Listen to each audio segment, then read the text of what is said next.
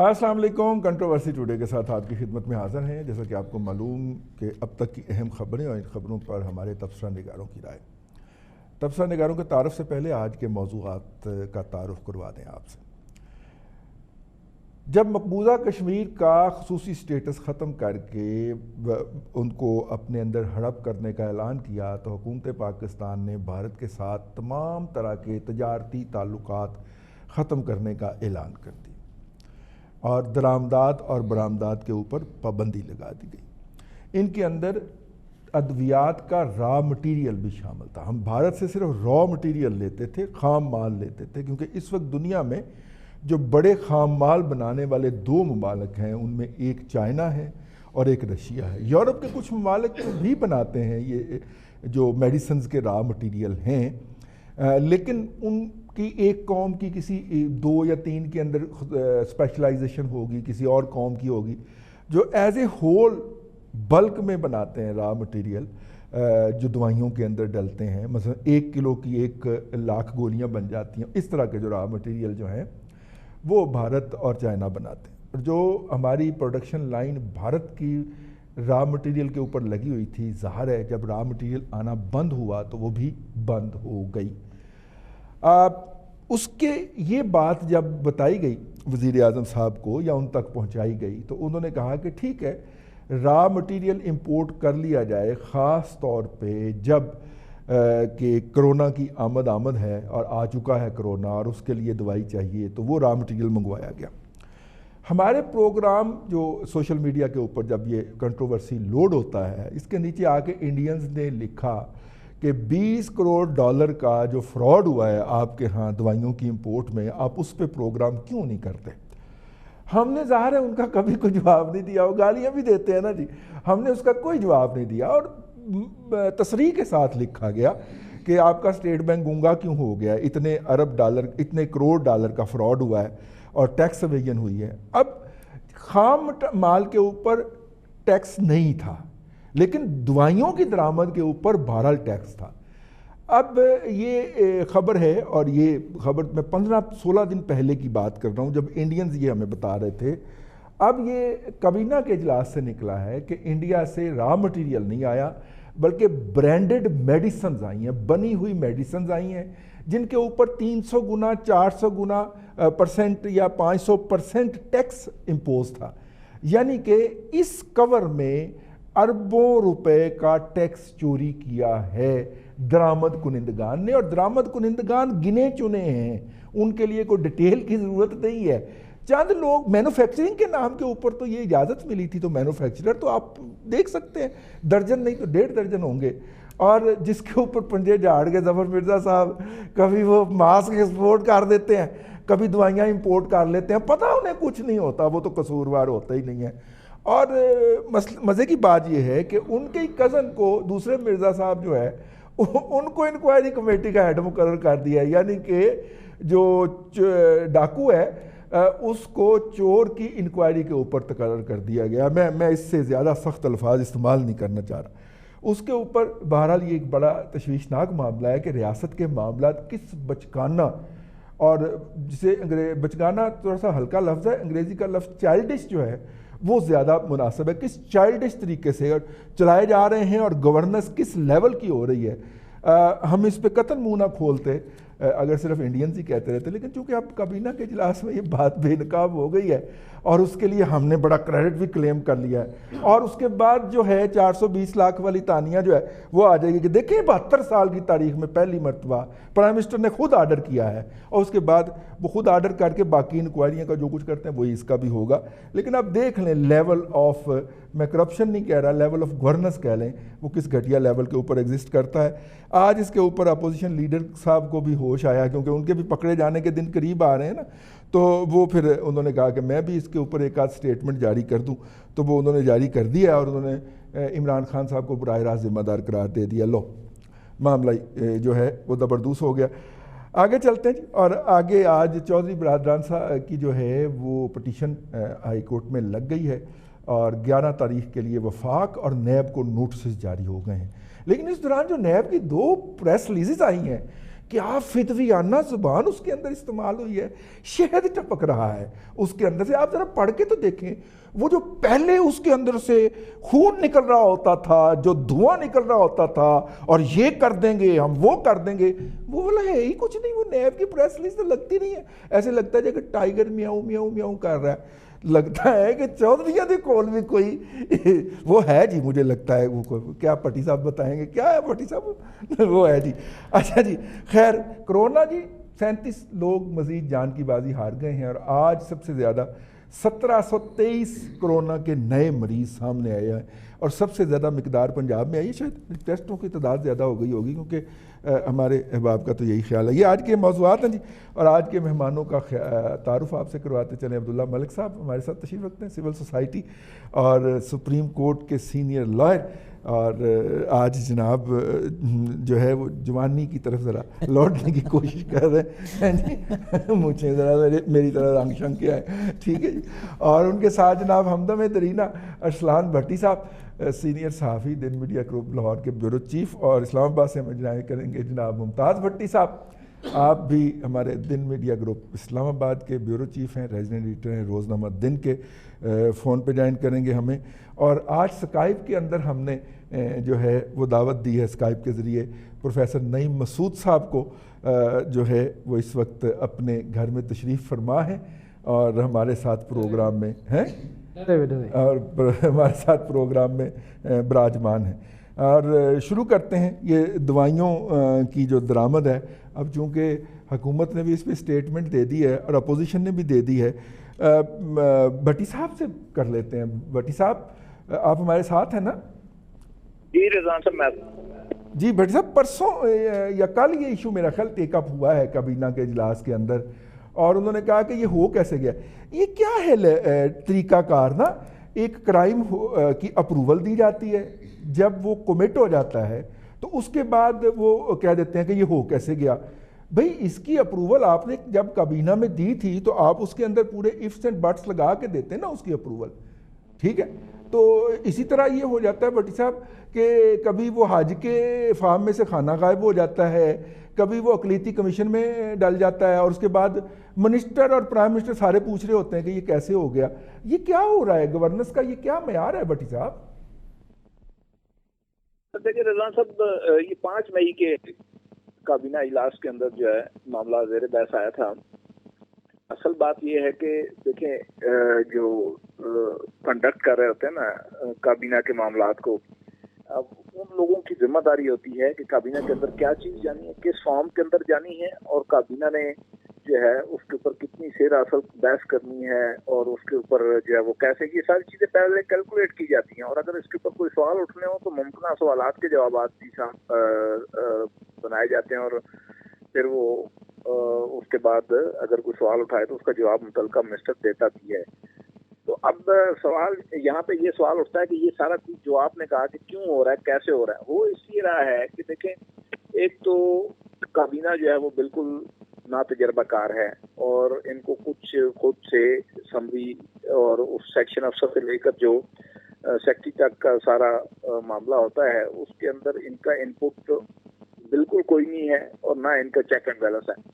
اور جب بنی بنائی اسمبلی جیسے آتی ہے بیوروکریسی کی اٹھا کر لے جاتے ہیں, اور اسی طرح وہاں پہ زیر بحث آتی ہے, اور پھر جو مسائل پیدا ہوتے ہیں وہ آپ کے سامنے ہیں.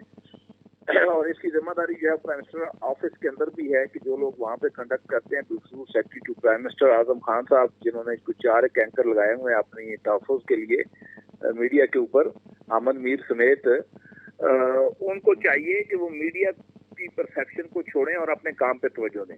اور جب وہ اپنے کام پہ توجہ دیں گے تو اس طرح کی امبیرسمنٹ پرائم منسٹر کو نہیں اٹھانی پڑے گی جو آج کل اٹھانی پڑ رہی ہے اور بار بار اٹھانی پڑ رہی ہے. رہ گئی بات کہ جی جیسے شوگر کے معاملے کے اوپر ہوا اور پھر گندم کے معاملے کے اوپر ہوا کہ ناک تلے بیٹھی جو منسٹری ہے وہ اس نے این او سی دیے اور جو ہے برآمد کی گئی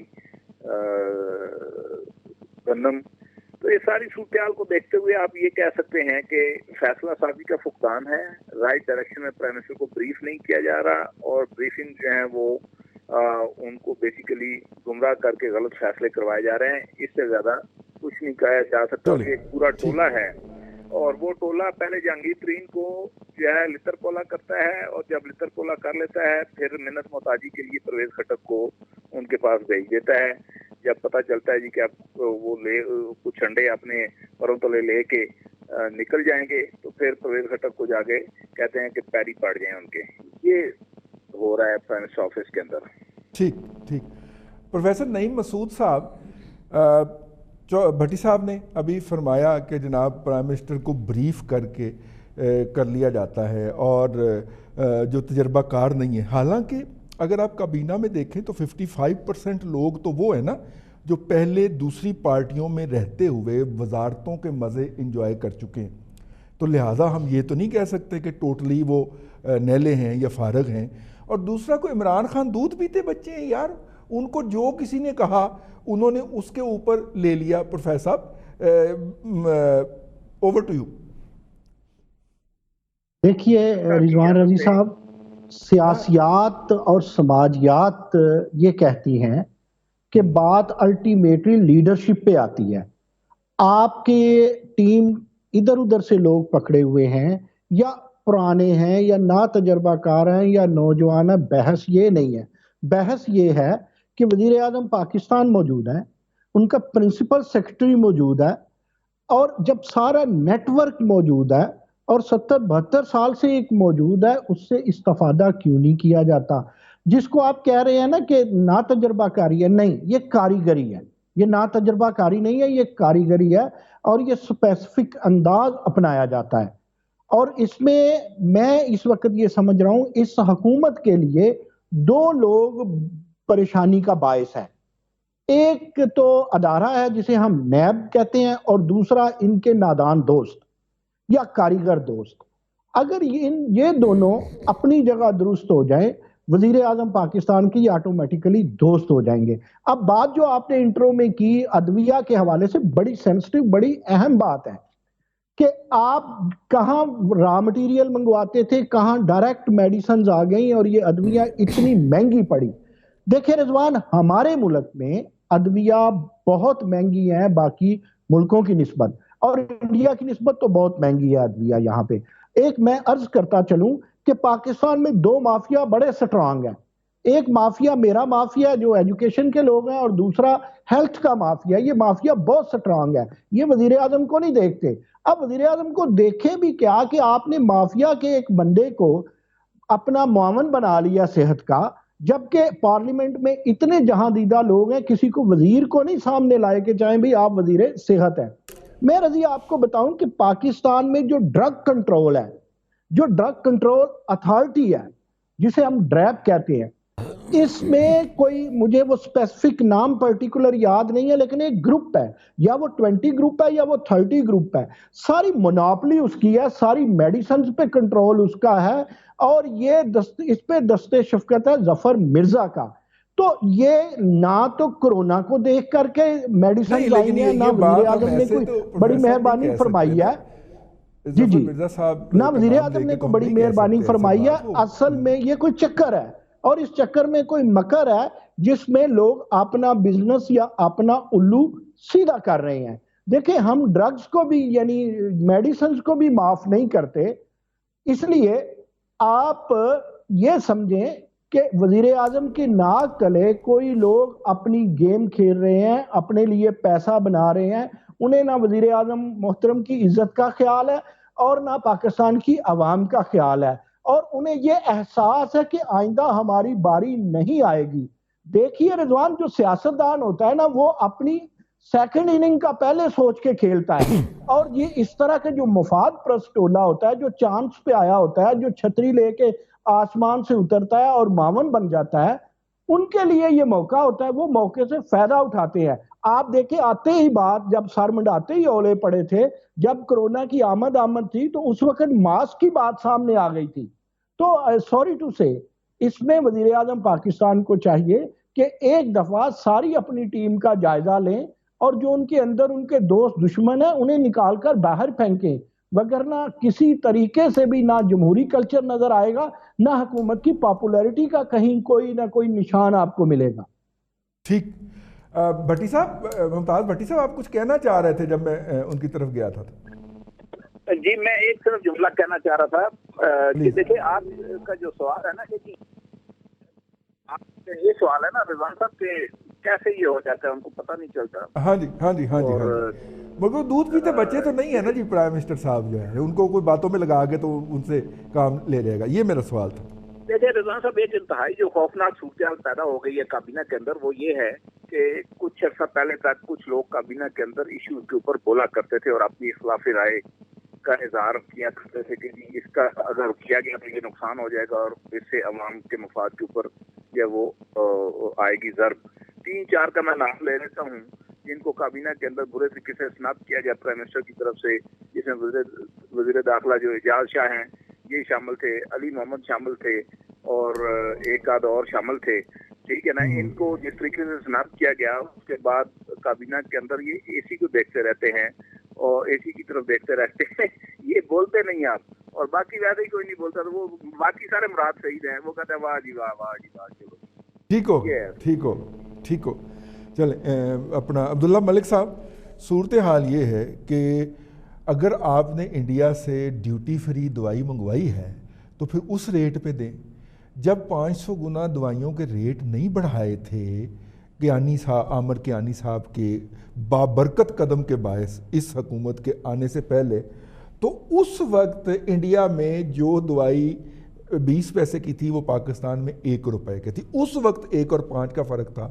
اب تو انہوں نے 500% قیمتیں بڑھا لی ہیں.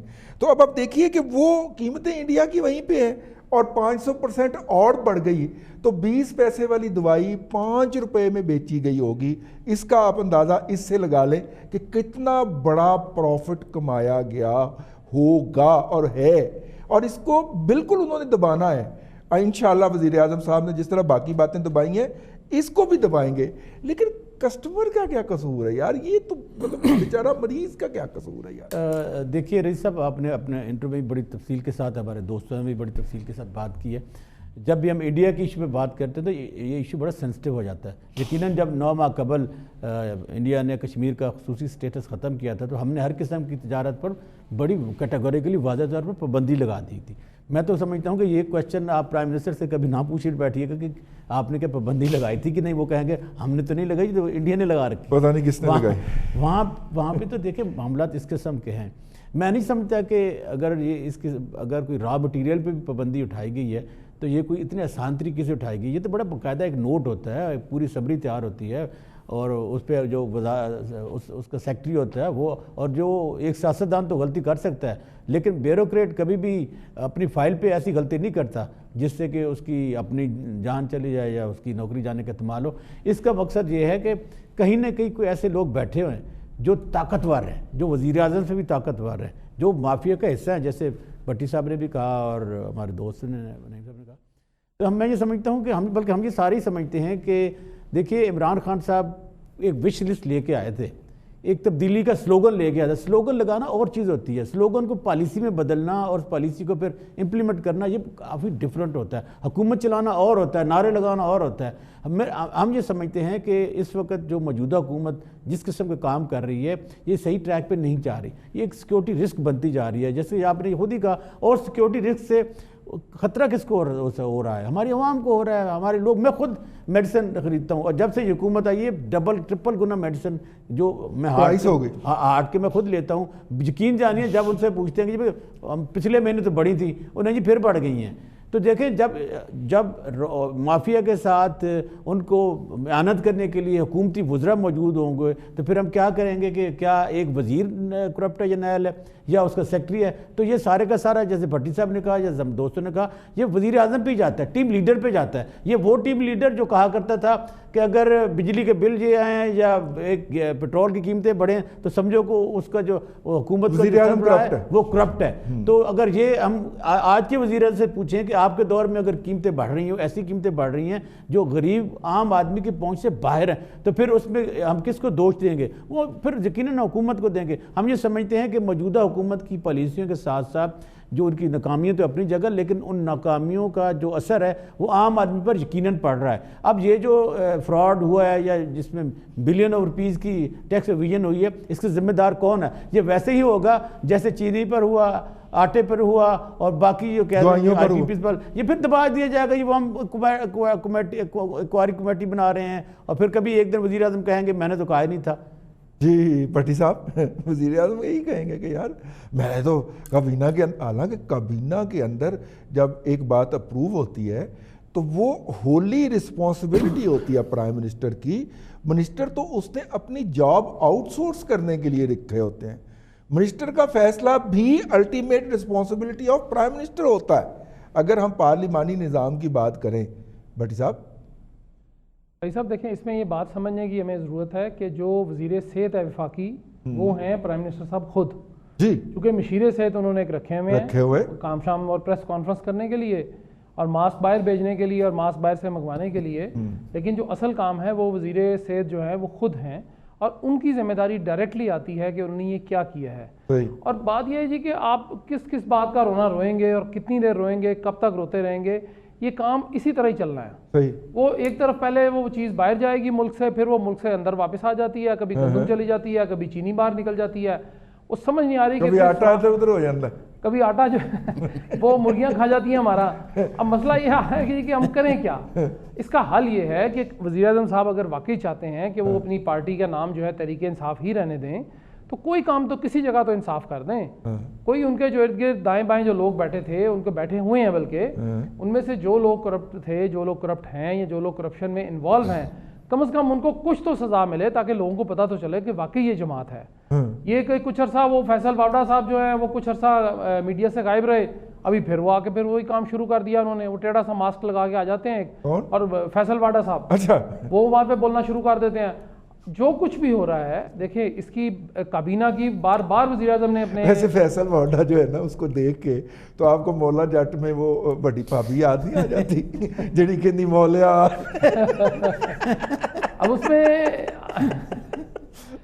میں یہ ہے کہ دیکھیں، وزیر اعظم نے بارہا یہ بات کہی ہے کہ جی جو بھی ڈیسیژن ہوتا ہے، انہوں نے خود اپنے منہ سے یہ برملا کہا ہے کہ جی میں اس کا ذمہ دار ہوں براہ راست. ہاں جی، کوئی بھی ڈیسیژن اس ملک میں اگر ہوتا ہے تو پارلیمانی نظام میں وزیر اعظم ہی ذمہ دار اور وہ کیبنٹ جو ہے وہ بالکل ان کے معاون ہوتے ہیں. کیبنٹ کا کام ہوتا ہے کہ جی وزیر اعظم کو مشورہ دینا. وزیر اعظم نہیں مانے گا، بات ختم ہو جائے گی، وہ مشورہ بھی ختم ہو گیا. اب اس کیس میں جو بھی ہوا ہے یہ اسی طرح کا کیس بننے جا رہا ہے جی جس طرح چینی اور آٹے کا تھا کہ جی ہم نے تو وہ سبسڈی لی تھی باہر جانے کے لیے، باہر بھیجنے کے لیے، تو باہر گئی نہیں. وہ باہر گئی یا نہیں گئی وہ بات کا کام ہے جی. وہ تو آپ دیکھیں نا، ہم ثابت کر دیں گے کہ جی باہر گئی ہے. وہ چاہے کاغذوں میں سر آپ کے پاس سی پورٹ کا پورا ریکارڈ ہوتا ہے نا، کیا آیا کیا گیا ہے. یہ جو 5 لاکھ گندم باہر سے منگوانی تھی، پتہ کریں آئی ہے کہ نہیں آئی. 5 لاکھ نہیں آئی آج کی ڈیٹ تک. اور گندم کا کرائسس جو ہے، گندم کی فصل آ گئی ہے. مطلب میں نے 1-2 لوگوں سے پتہ کروایا ہے جو کہ اس کو ڈیل کرتے ہیں، گرین ہینڈلنگ وغیرہ کے جو لوگ ہیں نا، انہوں نے کہا جی نہیں گندم نہیں آئی، ہم نے نہیں آف لوڈ کی وہاں سے. اب وہ 5 لاکھ کی گندم کاغذات میں واپس آ چکی ہے. جی بالکل ایسے ہی ہے. وہ اسی طرح یہ ادویات کا ہے. ویسے ہمارے وہ مخالف ہے، ہم ان کو ٹکا کے ان کی ہم لتے بھی لیتے ہیں، کلاس بھی لیتے ہیں اور ان سے ہم نے تجارت بھی بند کر دی. لیکن پاکستان میں میں آپ کو لاہور کے جتنے بڑے سٹورز کی چین ہے وہاں چلیں میرے ساتھ، تمام انڈین چیزیں، ان کی مٹھائیاں، ان کے جو سر کو لگانے والے تیل ہیں سے لے کے ان کی سب چیزیں، ڈابر آملہ تک سارا کچھ ملتا ہے جی. اور لوگ خریدتے ہیں اور ڈبل پیسوں پہ خریدتے ہیں. ان کے وہاں پہ شاید 90 روپے، ہمارے 180 کے قریب چلے گئے ہوئے ہیں. ڈبل ماری پرائس ہے. ڈابر آملہ والوں نے پاکستان کے اندر اپنا جو سیلز ایجنٹ مقرر کیا ہے وہ ایک میڈیا ہاؤس کے مالک کو کیا ہے. اس کے اوپر بات کر کے دکھائے نا میڈیا کا جو حال ہے. اگر وہ بندہ سائڈ بزنس کر رہا ہے تو اس کو کرنے دیں. کیوں آپ اس کے بہت سارے بزنس ہیں جی. چلے کوئی بات نہیں، ان کے تو سینچری سے زیادہ بزنس ہے.